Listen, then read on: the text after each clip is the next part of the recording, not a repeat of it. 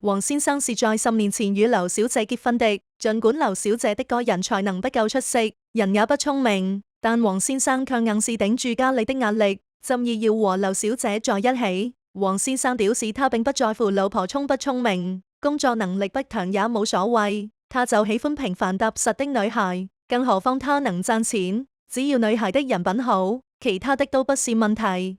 結婚以後，黃先生為了為夫妻創造更好的生活條件，他主動從上一家公司辭了職，走上了創業的道路。儘管創業的日子很忙碌，但他在忙工作的同時，依舊把妻子照顧得相當周到。早上出門前給他買好早餐，晚上回家又帶各式各樣的美味零食給他。黃先生的家人原本對劉小姐不太滿意，但看到了小兩口過得這麼甜蜜，也就漸漸放下了心中的芥蒂。但沒多久，第一個變故發生了。劉小姐辭職了之後的她一直待在家裏，每天不是食東西就是玩手機。親人不願意看見劉小姐這麼頹廢，便私下找黃先生抱怨。然而黃先生並不覺得有什麼問題，他甚至跟親人父母說他們兩個正在避孕，說是避孕只不過是託詞罷了。畢竟劉小姐每天除了食就是睡，一點運動都不做，如此一來，就算是懷孕了，也很容易影響到下一代的健康。2年以後，黃先生和劉小姐擁有了孩子，這本來是一件高興的事，但黃先生心裏卻頗有微詞。因為妻子的育兒方式太不妥當，孩子跟在妻子的身邊，竟養成了許多的不良習慣。考慮到孩子的教育問題，黃先生只好自己多帶帶。可他白天既要工作，晚上回來打理家務，久而久之，他的心裏極為不滿，連帶住對劉小姐的態度也愈發冷淡。從前別人若是說劉小姐不好，黃先生總是第一個反駁。可現如今父母感慨他娶錯人，黃先生一聲都不嫻，只能用沉默回應。看到別人的老婆能幹聰慧，他的心裏忍不住羨慕起來。可一想到曾經他說自己能賺錢，不用靠老婆的話，便只能收起不甘的心思。熱情初期的那段時間，黃先生的事業遭受到了致命的打擊。此時的他萬分希望老婆能夠理解他的苦衷，主動替他分擔一下，最好找個工作貼補一下家裏的花費。然而劉小姐在家待太久，早就和社會脫節了，之後接連找了幾份工作，都沒有做長遠，沒幾天就辭職了。黃先生的態度徹底改變了，他不再維護妻子，更不會做出從前那些體貼的舉動。當劉小姐發現了這一變化之後，她堅信丈夫不愛她了。自那開始，二人的爭吵就沒有斷過。隨住時間的慢慢推移，黃先生的心裏越來越後悔。明明兩個人在一起將近10年，但他們的愛卻越發稀薄。在親密關係中，若想要更長久，就需要雙方的互相付出。一旦一方的付出與另一方不對等，就會很容易產生矛盾，導致親密關係的瓦解。在一段健康的關係之中，雙方的感情地位一定是需要平等的，付出也不該是盲目的付出。我們對他人的付出是為了獲得一段健康的感情，只有雙方的付出達到平衡，才能夠實現我們最終的目的。過度付出會使關係失衡，這樣高濃度的付出是情感當中的大忌。付出不是得到愛情的一種方式。追求愛情，很多人是盲目的，下意識的想用自己的好去打動對方，得到理想中的結果。但感情裡的付出，唯一能代表的是你已經動了心，卻不能成為別人愛你的理由。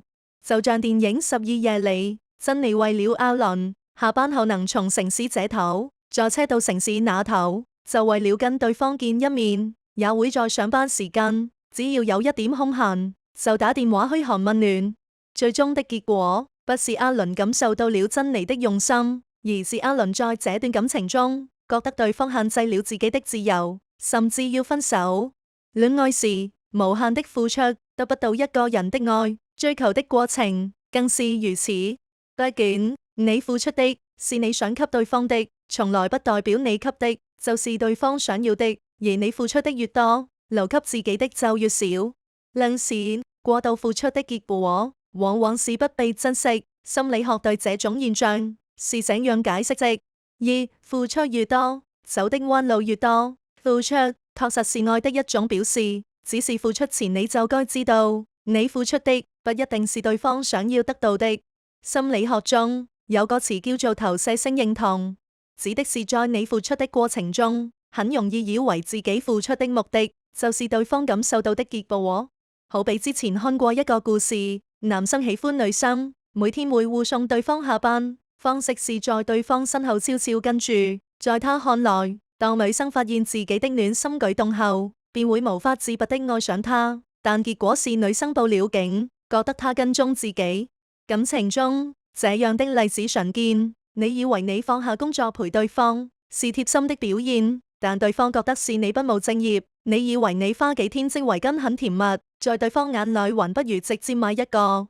愛一個人時，常常會付出自己覺得珍貴的東西，但是你以為的珍貴，不代表在對方眼中也是如此。論時，這種投射性認同現象會讓你在愛情裏走很多彎路。畢竟喜歡一個人，需要的從來不是自以為是的好。就像有人說，我明明喜歡食蘋果，你卻給我買了梨，還怪我不愛你。三、前期的付出是後期無法打動對方的原因。不管是戀愛關係也好，追一個人時也好，所有的感情都會遵循感情裏的遞減規律，也就是說愛是從容到淡的。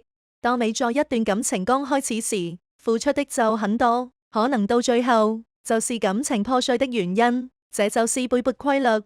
好比兩個人戀愛，第一次紀念日你送對方幾萬塊的包，第二次、第三次紀念日，只要你送的東西沒前一個的禮物有新意，或者更值錢，可能都會造成對方一種你已經不愛了的感覺。